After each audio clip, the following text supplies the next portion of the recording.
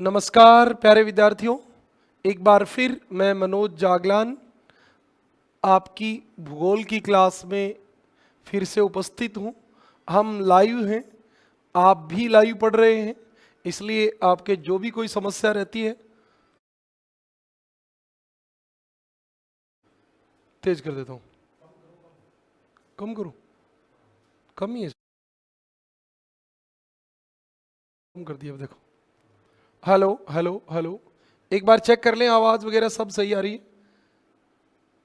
आप भी लाइव पढ़ रहे हैं, इसलिए जल्दी जुड़िए। और हम पढ़ रहे थे चक्रवात। चक्रवात में हमारी एक क्लास हो चुकी थी और उस क्लास में हमने पढ़ा था चक्रवात क्या होता है। चक्रवात में पवने उत्तरी गोलार्ध में एंटी क्लॉकवाइज, दक्षिणी गोलार्ध में क्लॉकवाइज चलती हैं। चक्रवात उष्ण और शीतोष्ण दो प्रकार के होते हैं। फिर हमने शीतोष्ण चक्रवात को पढ़ना शुरू किया। शीतोष्ण चक्रवात कहाँ बनता है, कौन सी पवनों के टकराने से बनता है, कौन से वातागर से बनता है, चक्रवात आने से पूर्व क्या मौसम में क्या परिवर्तन होते हैं, क्या सूचनाएं मिलती हैं, चक्रवात आने के बाद मौसम कैसा रहता है, ये सब डिस्कस हमने पिछली क्लास में किया है।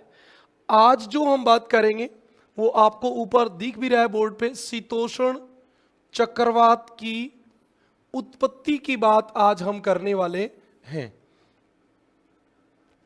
सबसे पहले आपको पता होगा कि शीतोष्ण चक्रवात जो है वो 35 डिग्री से 65 डिग्री के बीच बनता है और यहीं पे हमारा नॉर्वे भी है। नॉर्वे के बीचों बीच से 66.5 डिग्री नॉर्थ गुजरता है। इस नॉर्वे के तट पर ये चक्रवात आते थे। तो नॉर्वे में दो विद्वान थे, आपको पता होगा, वी वर्कनीज और जे वर्कनीज। उन्होंने सोचा ये चक्रवात आते हैं तो चक्रवात बनते कैसे हैं। सबसे पहला सवाल यही था कि यहाँ चक्रवात बनते कैसे, और इसी के लिए वी वर्कनीज और जे वर्कनीज ने हमारे लिए अवधारणाएं दी, कॉन्सेप्ट दिया। और उसमें पहला कॉन्सेप्ट था वायुराशि का। वायुराशि के बाद आपके आया वातागर का, और वातागर के बाद हमारे पास आया शीतोष्ण चक्रवात का। तो हम वायुराशि और वातागर पे चर्चा कर चुके हैं। आज हम बात करेंगे इस वातागर की उत्पत्ति होती कैसे है। तो शुरू करते हैं। एक सेकंड में, कमेंट थोड़ा सा सही नहीं दिख रहा। हाँ भाई, पूनम राधे राधे, नमस्ते। आप सब लोग लाइव जुड़ चुके हैं। सबसे अच्छी बात यही है कि हाँ, अब हम ओके, देखिए, सबसे पहली बात, शीतोष्ण चक्रवातों की उत्पत्ति के सिद्धांत हम पढ़ेंगे। तो सबसे पहला सवाल उत्पन्न होता है कि शीतोष्ण चक्रवातों की उत्पत्ति से संबंधित प्रथम कॉन्सेप्ट, विचार, परिकल्पना किसने दी। तो आपको पता होना चाहिए कि फिट्ज राय एक विद्वान थे। फिट्ज राय फिट्ज राय ने सबसे पहले शीतोष्ण चक्रवातों की उत्पत्ति से संबंधित पहली विचारधारा 1863 में दी थी। और इन्होंने बताया था कि शीतोष्ण चक्रवातों की उत्पत्ति दो विपरीत स्वभाव वाली वायुराशियों के टकराने से होती है। दो विपरीत स्वभाव वाली वायुराशियों के वायु के टकराने से होती है। उस समय तक वातागर, वायुराशि ये शब्द नहीं थे, तो इन्होंने केवल ये बताया कि दो अलग अलग, एक गर्म एक ठंडी हवा आती है और जब दोनों टकराती हैं तो शीतोष्ण चक्रवात बनते हैं। क्योंकि ये तो सबको पता है कि जहां शीतोष्ण चक्रवात बनता है वहां टेम्परेचर तो इतना ज्यादा होता नहीं है कि पवने गर्म होकर ऊपर उठ जाए और निम्न वायुदाब हो जाए, तो वहां चक्रवात बनता तो है पवनों के टकराने से ही। तो ये आपकी पहली बात थी। हाँ,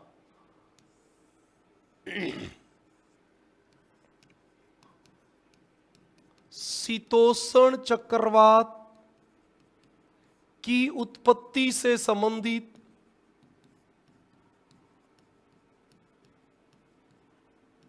प्रथम प्रयास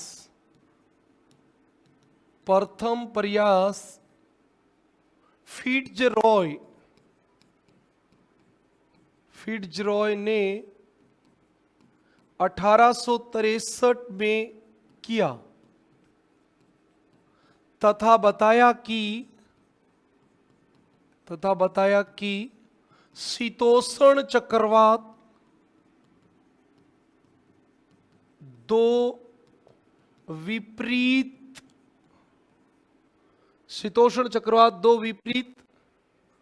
स्वभाव की वायरासियों के टकराने से बनते हैं, टकराने से बनता है या बनते हैं, ये बात थी। ये पहले विद्वान थे फिट्जरॉय। तो आपको सबसे पहले यही बात पढ़नी है, शीतोष्ण चक्रवात की उत्पत्ति से संबंधित प्रथम प्रयास, प्रथम विचार किसने दिया? फिट्जरॉय ने दिया भाई। ओके, अब हम चलते हैं अगली बात पे। इसके बाद एक सिद्धांत आया, गतिक सिद्धांत। जो भी बच्चा सीखना चाहता है वो लिखे, समझे, दोनों काम साथ करें। जब आप अपने नोट्स नहीं बनाओगे तब तक भी कुछ नहीं समझ में आने वाला। आप नोट्स भी बनाइए, लिखिए और समझिए भी। और यह सिद्धांत किसने दिया था? गतिक सिद्धांत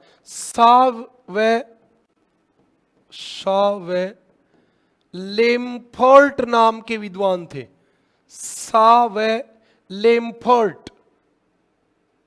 लेम्फर्ट सही है, लेम्फर्ट।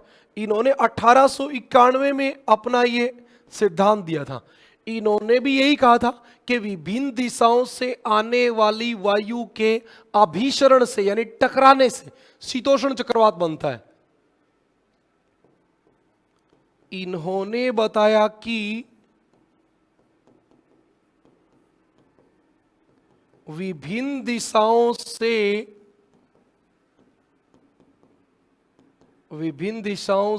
आने वाली पवनों के अभिसरण का मतलब होता है आमने सामने गति करना। अभिसरण से शीतोष्ण चक्रवात बनते हैं। शीतोष्ण चक्रवात बनते हैं। ये दो आपके पहले के विचार थे, लेकिन ये दोनों इतने विस्तृत नहीं थे कि इन्होंने कोई बहुत क्लियरली बातें बताई हो। इसके बाद आपका एक सिद्धांत आता है ध्रुवीय वातागर सिद्धांत।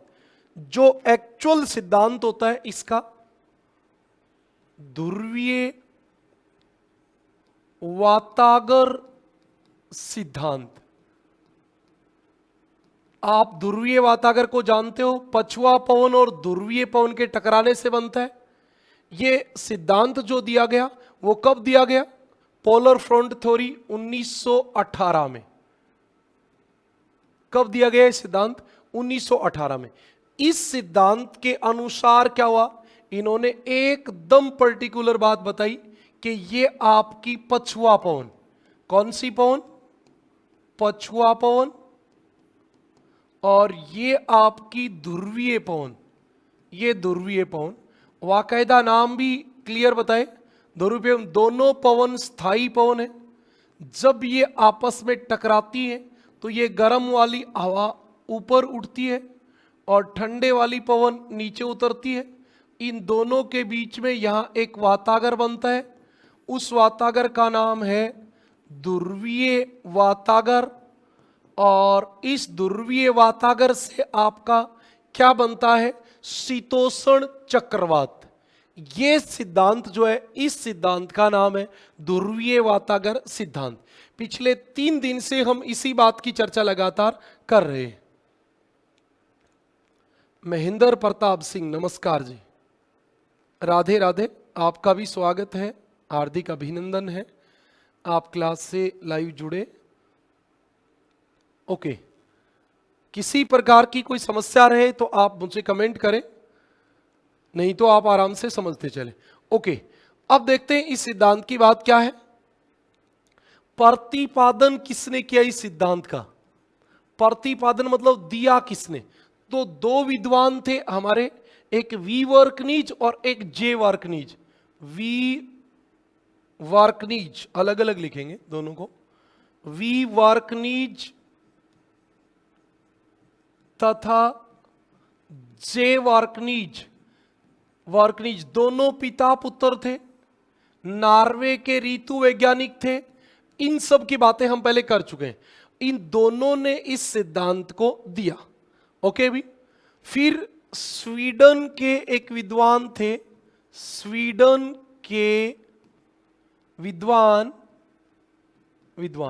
इसका जो नाम होता है ये अलग अलग तरीके से लिख देते हैं। कोई तो लिख देता है किताब वाला बर्जरान, कोई लिख देता है बर्जरेन, बर्जेन है ना, बर्जरान बर्जेन। स्वीडन के विद्वान बर्जरान बर्जरेन के नाम पर इस सिद्धांत को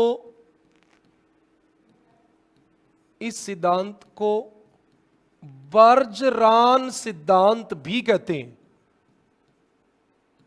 बर्जरान सिद्धांत भी कहते हैं। इन्होंने बाद में इसकी विस्तृत व्याख्या की थी। ओके, बर्जरान सिद्धांत भी कहते हैं। एक इसको लहर या तरंग सिद्धांत भी कहते हैं। लहर या तरंग सिद्धांत भी कहते हैं।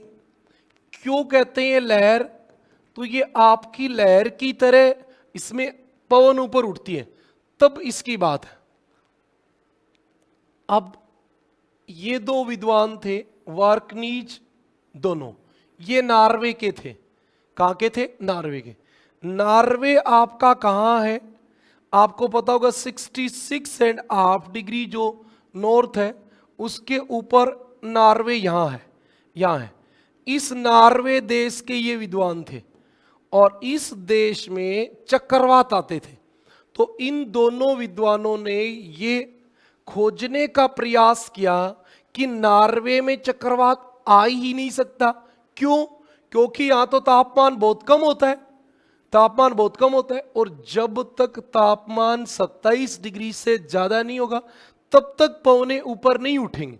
तो इन विद्वानों ने इस बात की खोज करने की कोशिश की कि ये शीतोष्ण चक्रवात बनते क्यों हैं।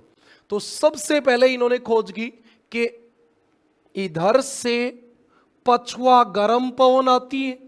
कौन सी पवन आती है? पछुआ गर्म पवन। और ऊपर से आती है ध्रुवीय ठंडी पवन। और ये दोनों पवन 60 से 65 के बीच आपस में टकराती हैं। और जब ये दोनों टकराती हैं तो एक हवा होती है गर्म, एक होती है ठंडी।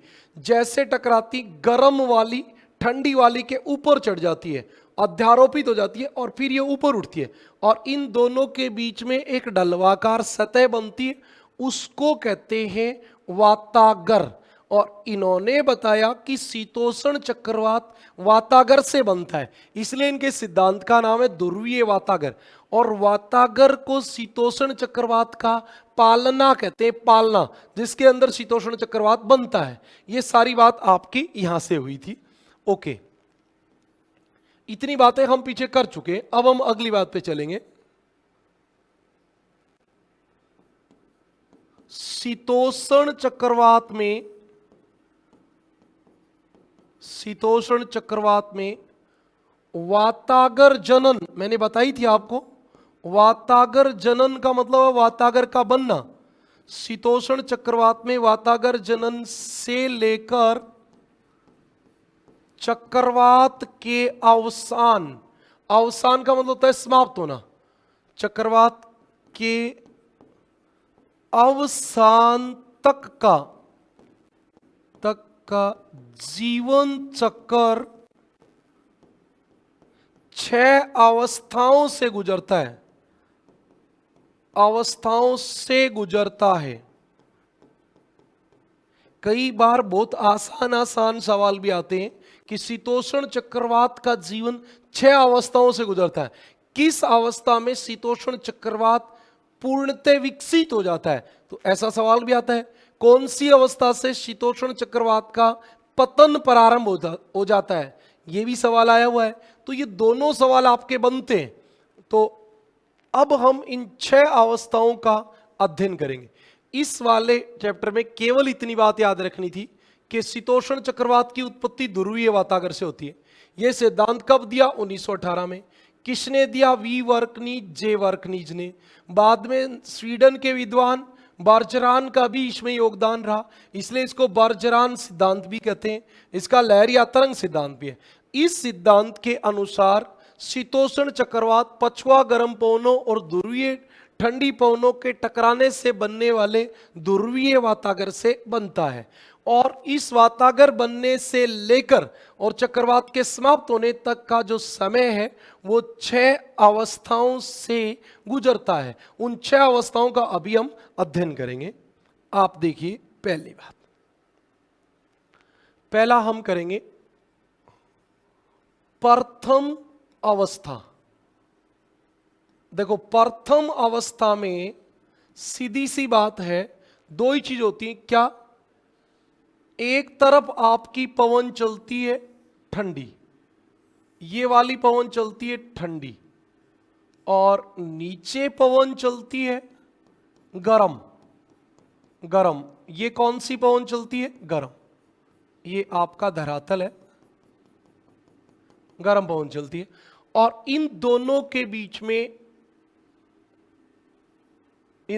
बीच में ये ऐसा क्षेत्र होता है जो इन दोनों वायुराशियों को अलग करता है। आपको पता है, दो विपरीत स्वभाव की वायुराशियों को अलग करने वाली सतह क्या कहलाती है? वातागर। तो ये आपका सबसे पहले बनता है स्थायी वातागर, और ये आपके चक्रवात निर्माण की कौन सी अवस्था है? प्रथम अवस्था। प्रथम अवस्था, ये पहली अवस्था है। ओके, ठीक है। अब आप पहली अवस्था की बात को लिख लेते हैं। इस अवस्था में दो विपरीत स्वभाव वाली वायु राशियों का अभिसरण होता है। अभिसरण यानी कन्वर्जेशन, मतलब दो वायु राशि आमने सामने गति करती है, एक आती है एक जाती है, और ये अभिसरण होता है। वायु राशि एक दूसरे के समानांतर चलती है। ठीक है जी, ऊपर वाली ऊपर चलती है, नीचे वाली नीचे चलती रहती है, समानांतर चलती है। जिससे क्या होता है? जिससे स्थायी वातागर बनता है। स्थायी वातागर बनता है जो शीतोष्ण चक्रवात बनने की प्रथम अवस्था है। ये आपकी बात थी पहली अवस्था की। बताओ, ये बात समझ में आ गई क्या?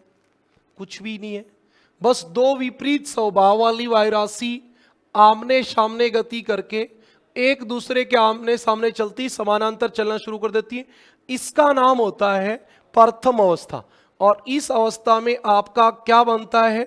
इस अवस्था में स्थायी वातागर बनता है। अब देखो आप दूसरी अवस्था। दूसरी अवस्था में क्या होता है? ये गर्म वाली पवन ऊपर उठने का प्रयास करती है, और यहां आपका ये बन जाता है उष्ण वातागर। क्या बन जाता है? उष्ण वातागर। और इधर हमारे बनता है शीत वातागर। ये शीत वातागर का प्रतीक होता है, ट्राइएंगल टाइप वाला। ओके, ठीक है। और अब आपकी गर्म पवन जो है वो ऊपर उठने का प्रयास करती है। ये गर्म वायु राशि है, ये ऊपर उठने का प्रयास करती है। ये जब तक ऊपर उठने का प्रयास नहीं करेगी तब तक चक्रवात की दूसरी अवस्था बनेगी नहीं। गर्म वाली हवा गर्म है अब या आक्रामक होगी तब ये ऊपर उठने का प्रयास करती है, और ठंडे वाली पवन जो है वो अब नीचे उतरने का प्रयास करती है। ये आपकी ठंडी वायु राशि होती है। और ये चक्रवात निर्माण की 2 नंबर अवस्था है। ये कौन सी अवस्था है? द्वितीय। ये द्वितीय अवस्था है, ये चक्रवात निर्माण की द्वितीय अवस्था है। ठीक है, ये चक्रवात निर्माण की कौन सी अवस्था है? द्वितीय अवस्था है। ठीक है, समझ में आ गई बात? हाँ, द्वितीय अवस्था। इस अवस्था में हम द्वितीय अवस्था,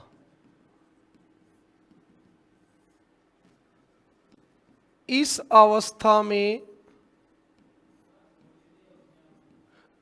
में गर्म व ठंडी वायु राशियों के मध्य, गर्म व ठंडी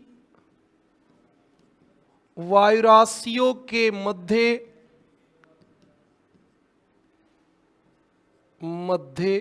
घर्षण प्रारंभ हो जाता है। घर्षण प्रारंभ हो जाता है। घर्षण का मतलब एक ऊपर जाने की कोशिश करती है, एक नीचे आने की कोशिश करती है। गर्म पवन ऊपर उठने का प्रयास करती है, ऊपर उठने का प्रयास करती है। ठीक बात है भी, गर्म तो ऊपर उठेगी क्योंकि वो हल्की है,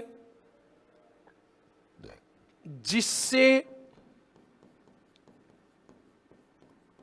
स्थायी वातागर, ऊपर वाले का स्थायी वातागर का संतुलन बिगड़ जाता है। संतुलन बिगड़ जाता है तथा वातागर किसमें कन्वर्ट हो जाएगा? वातागर लहरनुमा हो जाएगा। अब वातागर लहरनुमा हो जाता है। ये इसकी दूसरी खास बात है कि वातागर लहरनुमा हो जाता है। बस अब आप लोग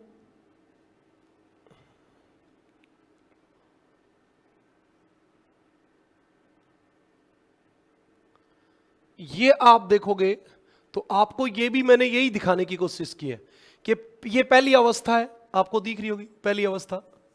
पहली अवस्था में ये इधर चल रही थी, ये गर्म वाली इधर चल रही थी। ठीक है, दोनों चल रही थी। हम थोड़ा सा ज्यादा प्रैक्टिकल लेते हैं ताकि बच्चे को थोड़ा अच्छे से समझ में आ जाए। एकदम व्यवहारिक पे ले ले तो फिर गड़बड़ होनी शुरू हो जाती है ना। वैसे ठंडी हवा नीचे उतरती, गर्म ऊपर उठती है। ओके, अब देखिए आप दूसरे नंबर पे, ये दूसरी अवस्था होती है। इसमें ये थोड़ी ऊपर उठना शुरू कर देती है, तो ये देखो लहरनुमा हो गया कि नहीं हो गया? हो गया।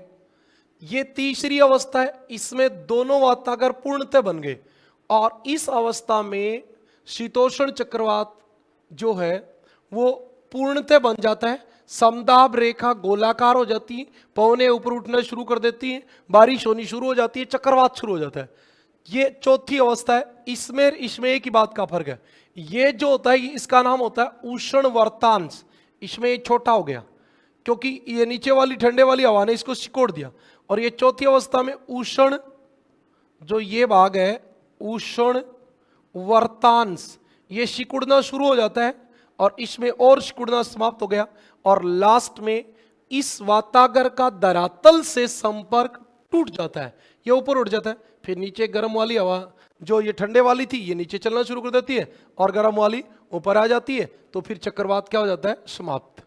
ये इस प्रकार आपका चक्रवात 6 अवस्थाओं से गुजरता है। इतनी बातें एक बार आपको समझ में नहीं आ रही हैं किसी भी प्रकार से तो आप कमेंट करें। इसीलिए मैंने कल की क्लास में जो है वो इस पे छोड़ दिया था, और आज भी मैं केवल शीतोष्ण चक्रवात की उत्पत्ति पढ़ाऊंगा बस।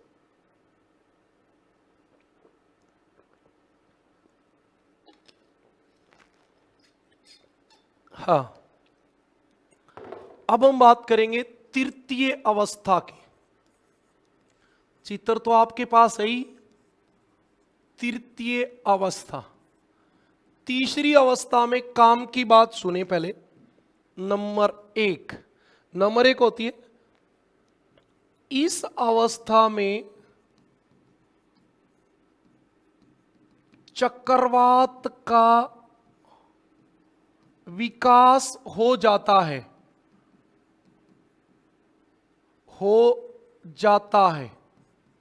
यह सबसे इंपॉर्टेंट बात है। कौन सी अवस्था में चक्रवात बन जाता है? तीसरी अवस्था में। इस तीसरी अवस्था में चक्रवात बन जाता है। ओके,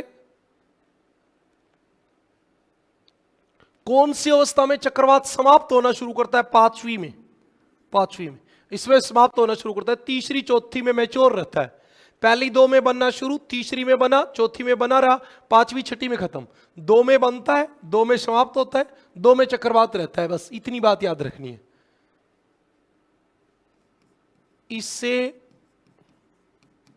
प्रौढ़ावस्था कहते हैं।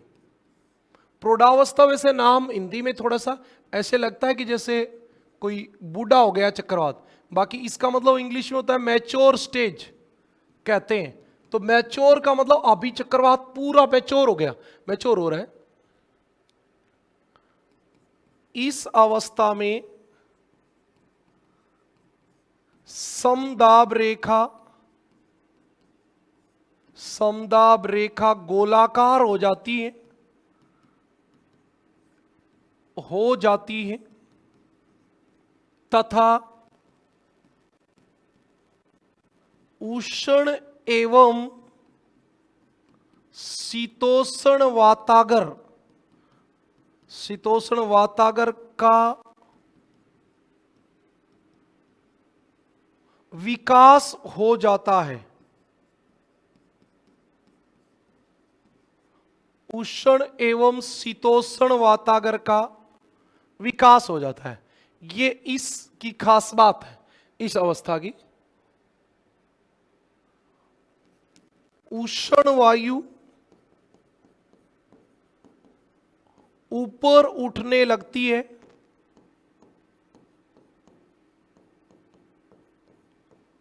जिससे वर्षा प्रारंभ हो जाती है।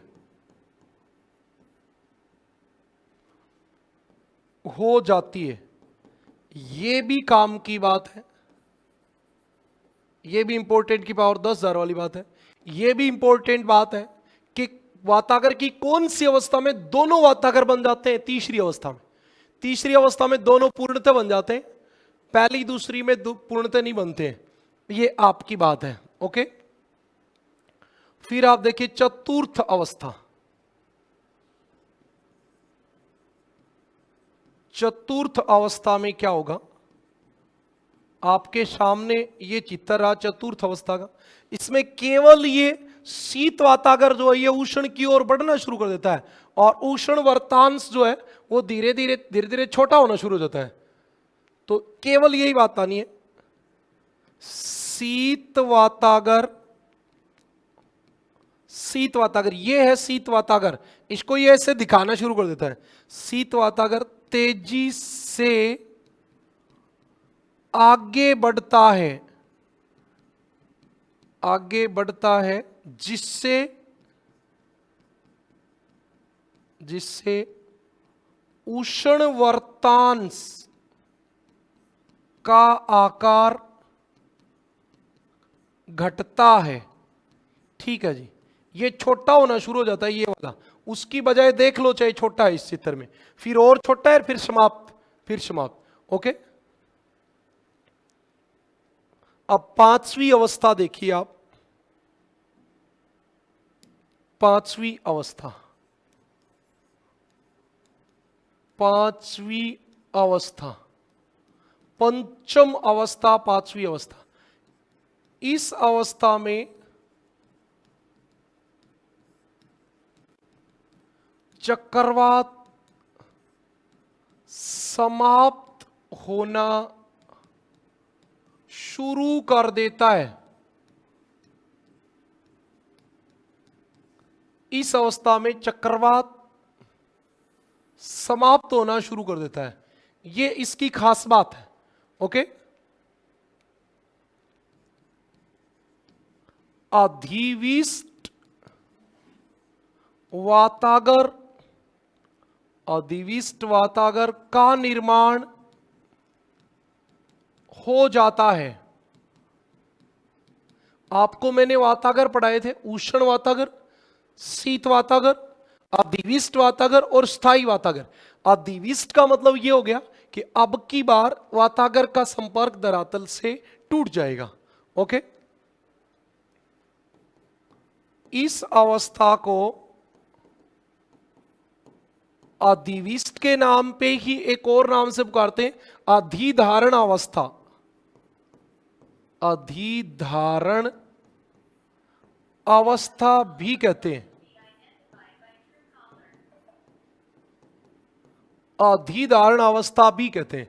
ओके, और फिर आपकी लास्ट आती है छठी अवस्था। शीतोष्ण चक्रवात की अंतिम अवस्था का नाम है छठी अवस्था। इसमें आपको केवल इतना बताना है कि उष्ण वातागर समाप्त हो जाता है, फिर चक्रवात समाप्त हो जाता है। पहले उष्ण वातागर समाप्त हो जाता है,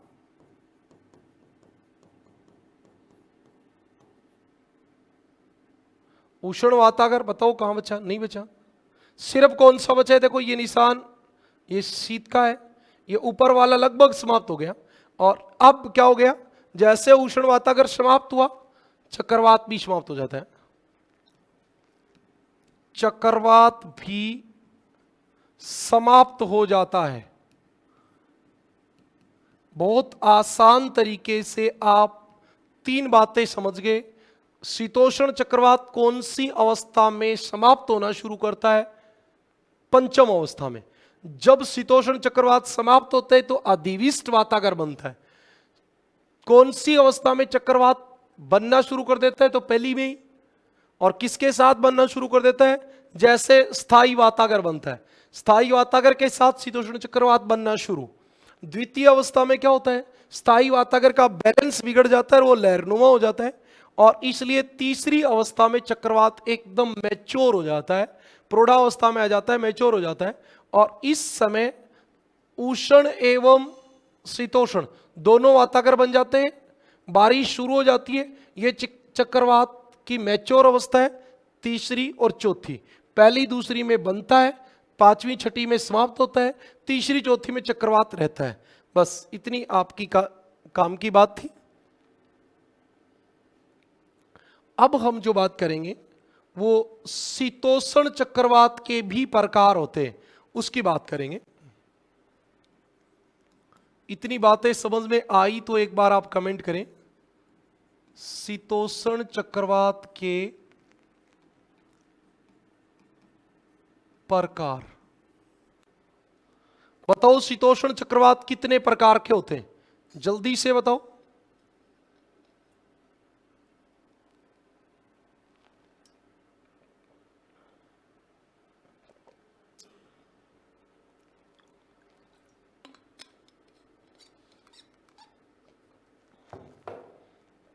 शीतोष्ण चक्रवात तीन प्रकार के होते हैं। सबसे पहला है तापीय शीतोष्ण चक्रवात। तापीय शीतोष्ण चक्रवात, नाम से पता चल गया, तापमान के कारण बनने वाले शीतोष्ण चक्रवात। ये जो नाम दिया था, ये चक्रवात जो बने थे, इसको हैम्फ्रीज महोदय ने इसको सूर्यतप चक्रवात नाम दिया था। हैम्फ्रीज महोदय ने इसे क्या दिया? सूर्य तप चक्रवात नाम दिया, सूर्य तप चक्रवात नाम दिया। ये बनेगा कैसे? ये आपका साइबेरिया, ये नॉर्वे, ये यूरोप महाद्वीप है, ये भूमध्य सागर है, भूमध्य सागर। अब ये कह रहा है कि शीत ऋतु में कोई यहां जैसे मान लो कैस्पियन सागर है, झील है, वो बड़ी झील है, या कोई सागर है, मान लो अंदर तक ऐसे कोई सागर फैला है, इस सागर में क्या होगा? तापमान थोड़ा सा ज्यादा होगा, जल का तापमान शीत ऋतु में थोड़ा ज्यादा होगा, और उसके चारों ओर तापमान क्या होगा? कम होगा। तो इसने कहा कि यहां LP हो जाएगा और चारों ओर HP, और इसलिए चारों ओर से पवन आना शुरू हो जाएंगी, और ऐसे किसी जलीय भाग के ऊपर इस चक्रवात की उत्पत्ति हो जाएगी। लेकिन ऐसा बहुत कम चांस में बनता है, और ये चक्रवात प्रभावी भी नहीं होते। लेकिन हमें एग्जाम के लिए केवल इतना पढ़ना है कि तापीय शीतोष्ण चक्रवात क्या होते हैं, सूर्य तप चक्रवात किसे कहते हैं। यह सवाल भी एक बार पूछा गया है, सूर्य तप वाला भी। एम्फ्रीज महोदय ने इसको सूर्य तप चक्रवात नाम दिया। तो सुनो क्या होता है। शीत ऋतु में जब उष्ण सागर चारों ओर से स्थल से घिरा होता है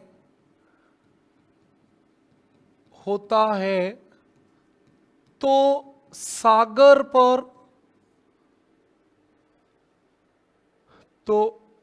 सागर पर तापमान अधिक होने के कारण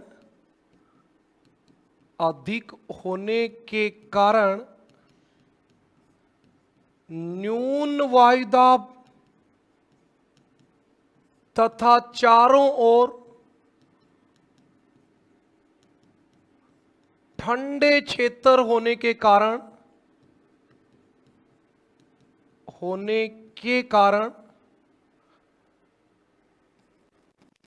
न्यून वायुदाब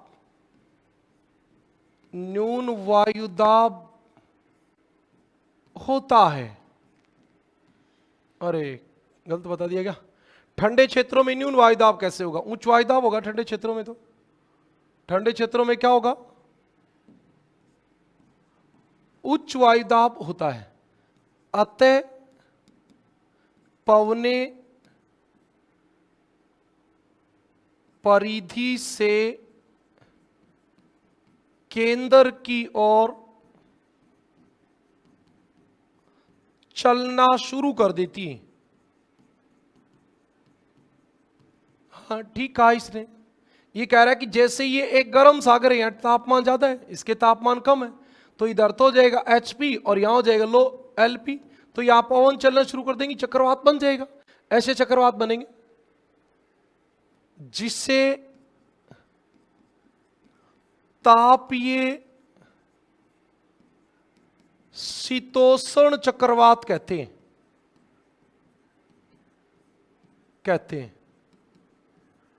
तापीय शीतोष्ण चक्रवात कहते हैं। एक लाइन लास्ट वाली लिखते ही ये सारी बात गड़बड़ हो जाएगी। ये ज्यादा प्रभावी नहीं होते हैं। इसका मतलब आप समझ गए, ज्यादा प्रभावी नहीं होते तो फिर कुछ नहीं है, बस नाम का है, ऐसे चक्रवात बनते ही नहीं है। अब एक और भी है, गतिक शीतोष्ण चक्रवात। तो गतिक शीतोष्ण चक्रवात क्या होते हैं? तो इसमें यह कहा जाता है कि ध्रुवीय ठंडी, ये हम जो पढ़ रहे हैं वो यही तो गति की तो है। हाँ, ध्रुवीय ठंडी एवं ध्रुवीय ठंडी होगी और उष्ण सागरीय एवं उष्ण व गर्म वायु राशियों के टकराने से बनते हैं। तो ये तो हम जो पढ़ रहे थे वही तो बात है। इसका मतलब ध्रुवीय पवन, और इसका मतलब पछुआ। ये पछुआर, ये ध्रुवीय, तो यही तो हम पिछले 2 दिन से पढ़ ही रहे हैं। हाँ, ये सबसे बड़े व सबसे प्रमुख शीतोष्ण चक्रवात होते हैं। हाँ, एक लाइन और लिखूंगा तब आप और समझ जाओगे। 90% शीतोष्ण चक्रवात गतिक होते हैं। अच्छा, गतिक होते हैं तो फिर यही होते हैं जो हमने अभी तक जो स्टोरी पढ़ी है वो इन्हीं की पढ़ी है। एक तीसरा जो होता है वो कुछ होता खास नहीं है, जिनको गौण उप भी कह देते हैं, परवासी चक्रवात भी कहते हैं। परवासी चक्रवात, मुझे नहीं लगता कि हम सब लोगों ने कभी चक्रवात बम्बुड़ा देखा नहीं होगा, सब ने देखा होगा। कई बार बम्बुड़ा आता है, उसके पीछे पीछे तुमने कभी देखा कि छोटा सा एक ऐसे बम्बुड़ा बनता है, खत्म होता रहता है, बन जाता है, खत्म होता है, क्योंकि हवा को जब राउंड काटने की आदत पड़ जाती है तो पीछे वाली हवा भी काट देती है कई बार। तो आप ऐसे कह सकते हो कि ये मुख्य चक्रवातों के पीछे बनते हैं, पीछे बनते हैं। क्वेश्चन बनने को यही बन जाए, मुख्य चक्रवातों के पीछे बनने वाले चक्रवात क्या कहलाते हैं? गौण, उप या प्रवासी में से जो ऑप्शन हो उत्तर आ जाएगा। इन्हें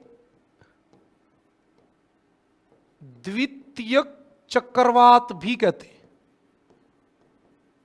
द्वितीयक चक्रवात भी कहते हैं।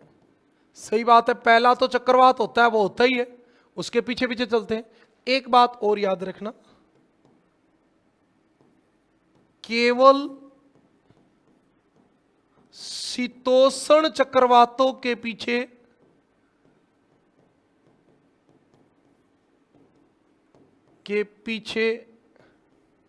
उप या परवासी चक्रवात बनते हैं। केवल आपके शीतोष्ण चक्रवात के पीछे ही बनते हैं, उष्ण के पीछे नहीं बनते। उष्ण तो अभी हमने पढ़ा भी नहीं है, अभी पढ़ेंगे। ये आपकी चक्रवातों के प्रकार की बात थी। लगभग हमारा शीतोष्ण चक्रवात पूरा हो गया, लेकिन आजकल 2 नए सिद्धांत और आ गए। वो वैसे हम उनको सिद्धांत नहीं कहेंगे, उनको हम सिद्धांत नहीं कहेंगे, तो क्या कहेंगे? ये 2 वैज्ञानिक साइंटिफिक टर्म दी गई हैं। जो हमारे मेट्रोलॉजिस्ट होते हैं, जलवायु वैज्ञानिक होते हैं, उन्होंने 2 टर्म दिए। बैरोक्लिनिक तरंग सिद्धांत, बैरोक्लिनिक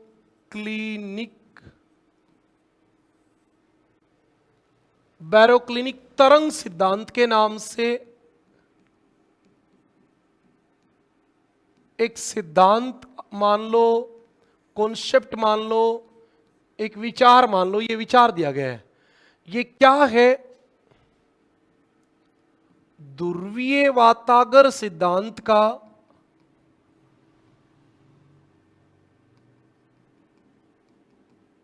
संशोधित रूप। मतलब ध्रुवीय वातागर सिद्धांत में जो कोई टेक्निकल इश्यू थी, उन कमियों को दूर करने का प्रयास किया गया है। इसमें कमियों को दूर करने का प्रयास किया गया है।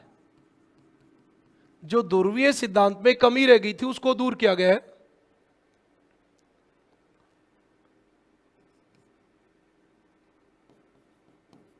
बैरोक्लिनिक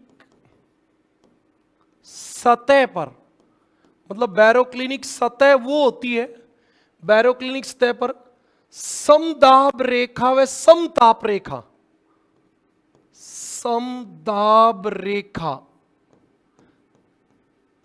व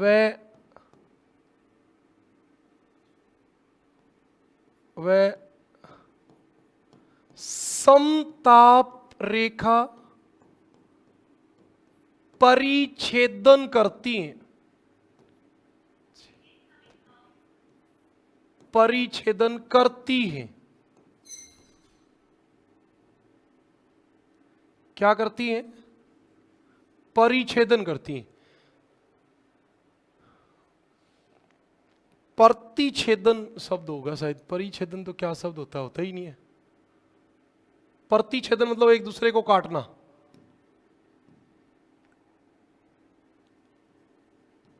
प्रतिच्छेदन करती हैं। अच्छा जी, ये वाली बात है, जिसके फलस्वरूप,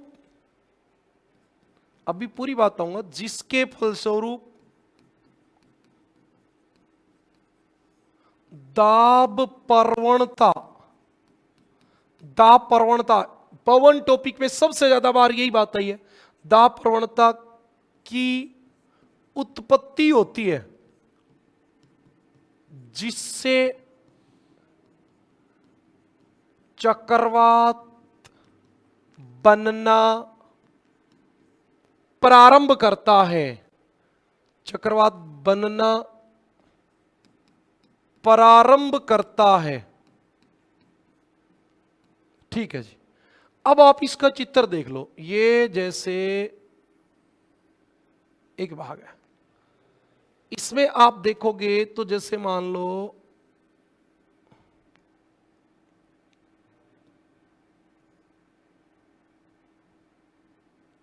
ये आपकी समताप रेखा है,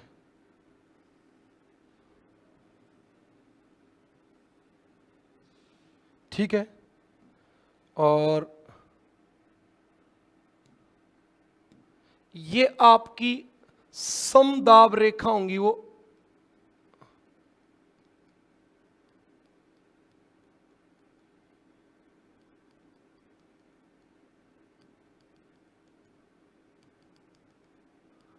ऐसे काटती, इनको ऐसे काटती, ओके। और अब नेट प्रेशर फोर्स जो काम करती है वो ऐसे काम करती है, इधर ये क्या करेगी, नेट प्रेशर फोर्स,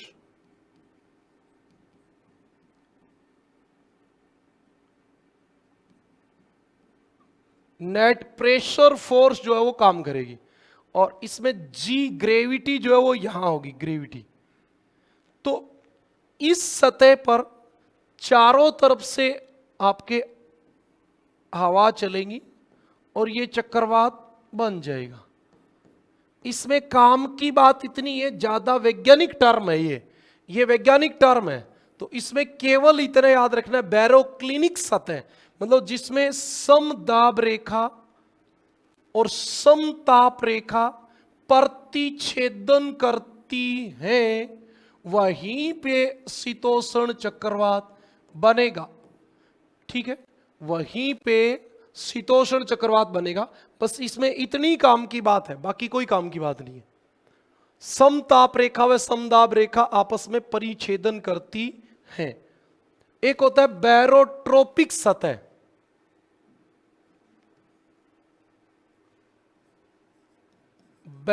बैरोट्रोपिक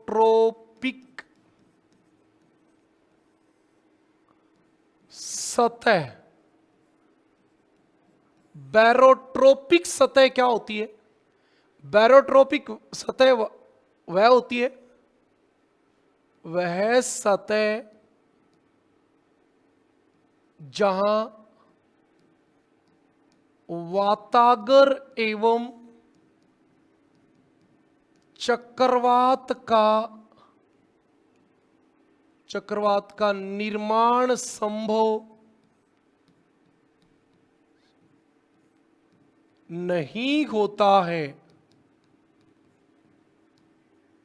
वह सतह जहां वातागर एवं चक्रवात का निर्माण संभव नहीं होता है। क्योंकि इस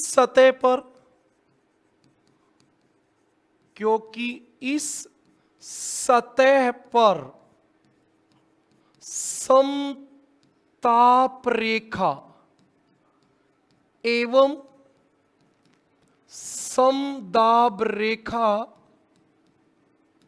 एक दूसरे के समानांतर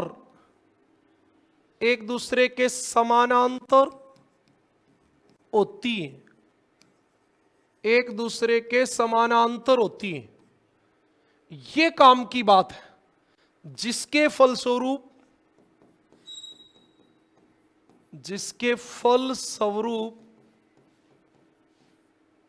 स्थैतिक ऊर्जा, कौन सी ऊर्जा? स्थैतिक ऊर्जा, गतिज ऊर्जा में नहीं बदलती है, गतिज ऊर्जा में नहीं बदलती है।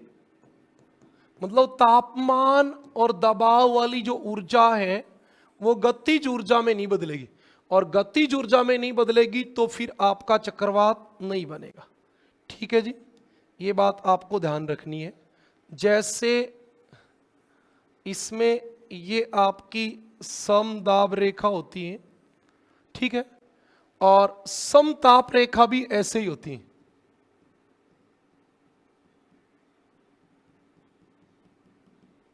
ये क्रॉस नहीं करती एक दूसरे को, और क्रॉस नहीं करती है। और इसमें नेट प्रेशर एरिया जो होता है,